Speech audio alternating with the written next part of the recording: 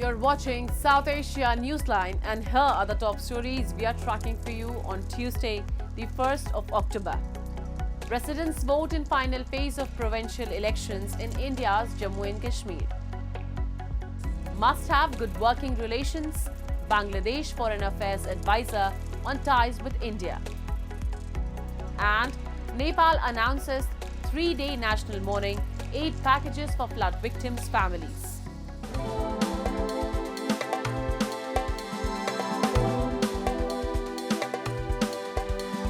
And now for all the details. Residents of India's Jammu and Kashmir on Tuesday cast their vote for the final phase of provincial elections in the federally administered territory. In the third and final phase of the elections, over 3.9 million residents were eligible to vote in the region's 7 districts to choose 40 lawmakers for the provincial assembly. Among the seats which went to polls, 16 were in the Kashmir region, while 24 were from the Jammu region. The Tuesday's election also saw West Pakistan refugees exercising their right to franchise for the first time. West Pakistani refugees are those who migrated from areas in Pakistan after the partition in 1947 and settled in the erstwhile state of Jammu and Kashmir. Before the abrogation of Article 370, the community did not have voting rights in Jammu and Kashmir. भी सरकार बनेगी उनसे यही एक गुजारिश रहेगी कि जम्मू के लोगों को सुरक्षित करें, उनके हकों को सुरक्षित करें, यहाँ पे रोज़गार के ज़्यादा से ज़्यादा जो बेरोज़गारी है उसको दूर किया जाए, लोगों को मौका दिया जाए और स्किल डेवलपमेंट पे ख़ास तौर पे लोगों को जो है वो प्रशिक्षण दिया जाए, उनको ट्रेनिंग दी जाए ताकि लोग अपना रोज़गार चला सकें। जो 10 साल यहाँ इलेक्शन नहीं हुआ, हमारे लिए बहुत कठिन था। वो 10 साल बहुत मुश्किल दौर था। वो आज हमें ये नुमाइंदा चुनना है जो आवाम की भला के लिए काम करे। The voting in the Union Territory were held for the first time in a decade and the first after the Prime Minister Narendra Modi's government abrogated Article 370, which provided special status to Jammu and Kashmir. The special status has been a key point in the elections, with regional parties and main opposition in Parliament, the Congress, pledging to restore the defunct article. However, the BJP has vowed to block any move aimed at undoing those changes and has pitched development and a permanent end to militancy in the border territory. The results for the polls will be declared on 8th of October. Moving on. India's Prime Minister Narendra Modi on Tuesday held delegation-level talks with his Jamaican counterpart, Dr. Andrew Holness, who is on a 4-day official visit to India. India's Foreign Ministry said the two leaders discussed ways to further strengthen ties and enhance cooperation in trade, investment, renewable energy, digital transformation, development partnership, education, capacity building, and people-to-people connects. In a joint press briefing, PM Modi said the visit will not only benefit the bilateral relationship but will also enhance India's engagement with the Caribbean region. He added both countries also agreed to work on reforms in United Nations as Jamaican Prime Ministers extended support for India's candidature in the UNSC. The Jamaican Prime Minister also thanked India for providing vaccines during the COVID-19 crisis.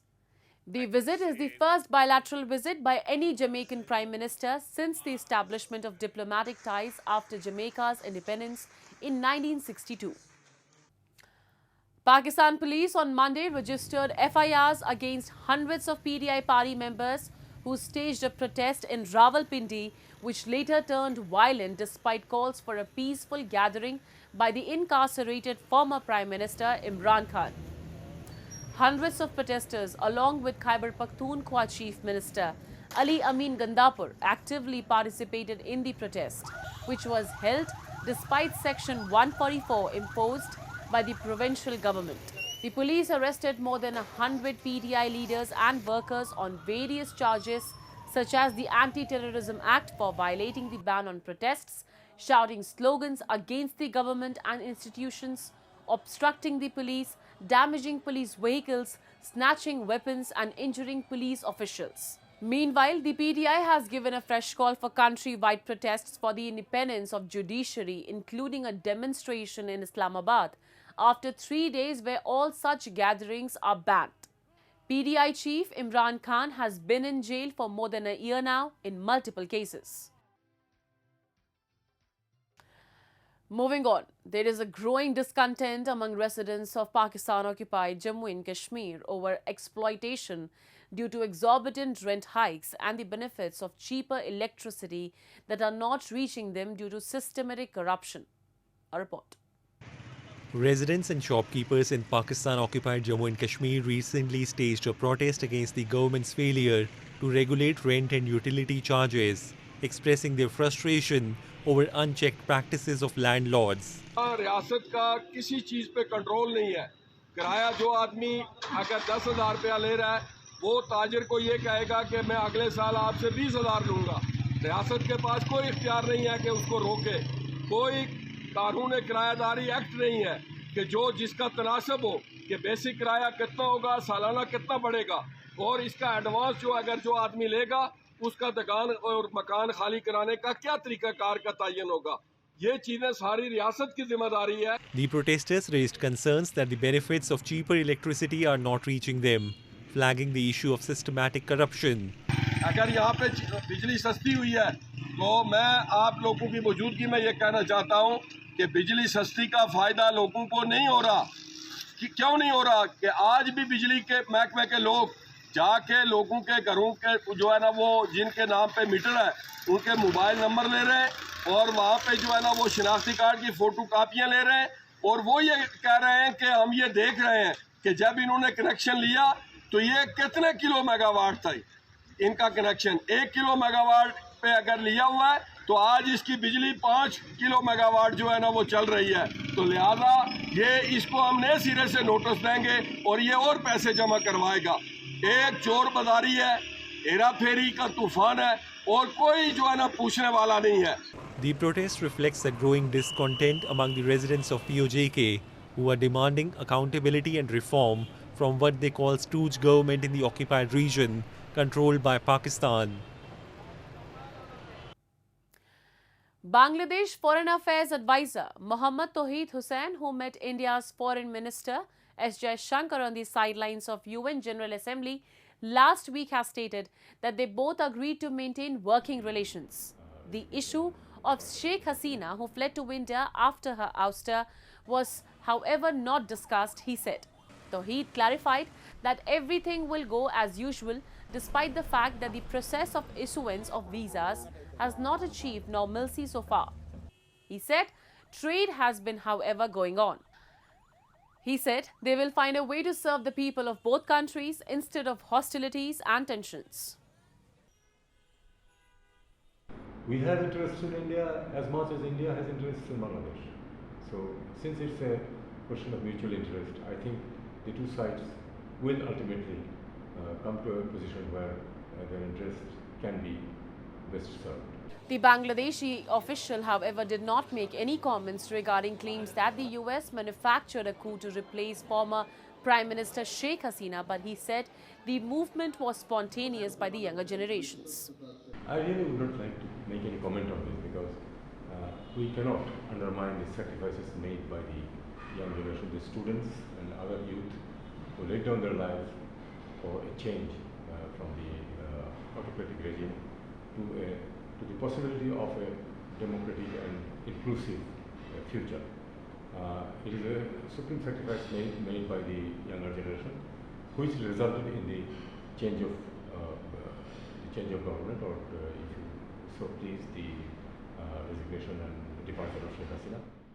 Sri Lanka will have detailed talks with the International Monetary Funds on the framework of a $2.9 billion bailout program on the sidelines of the lenders' annual meetings in Washington later this month, the country's cabinet spokesperson said on Tuesday. President Anura Kumara Dissanayake has said Sri Lanka will immediately engage with the International Monetary Fund for the third time of its bailout program, the approval of which will see the disbursement of a fourth tranche of about $337 million. Millions of Sri Lankans voted for leftist leader Dissanayake in the presidential election in September, the first since the economy buckled in 2022, putting faith in his graft-fighting pledge and vow to bolster a fragile economic recovery. Investors worry that Disanayake's desire to revisit the terms of the IMF bailout could delay future disbursements. But the fears have been somewhat allayed by the new president, who said last week that the program would move forward under his administration. Nepal on Tuesday decided to observe 3 days of national mourning after the deadly floods in Dhading region killed more than 190 and 31 still remain missing. The Nepal government has also decided to give 2 lakhs to the families of the victims of the tragic incident. Nepal has also shut down schools.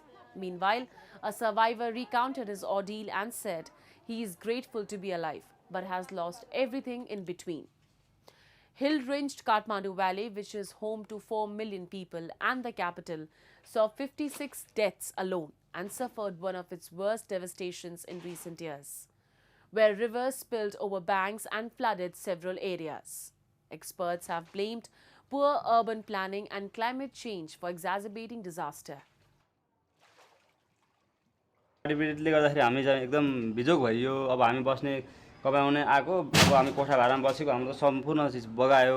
हाम्रो पैसादेखि लिएर सम्पूर्ण अब हामीलाई त बिजोग बनायो। सबै केही पनि छैन। अब के गर्नु, अब यस्तै यो दुःख भन्ने कुरा अब घरको फिस तिर्ने बेला भए, बच्चाको फिस तिर्ने बेला भए, तर पनि गाह्रो भइराछ म्यानेज गर्नलाई। अब के गर्ने, बग्यो, आफू पनि बच्यो झन्नै। अब उधार टोलीहरूले हामीलाई बचायो। हामीहरू यो 2 तल्ला माथिबाट हाम फालेर यता टिनमा गएर टिनबाट नै हामी बाहिर गएको थियो र उधार टोलीले हामीलाई उद्धार गरेको छ र हाम्रो बिजोग देख्नु भएको छ। यही हो त्यो हाम्रो कोठाहरूको हालत।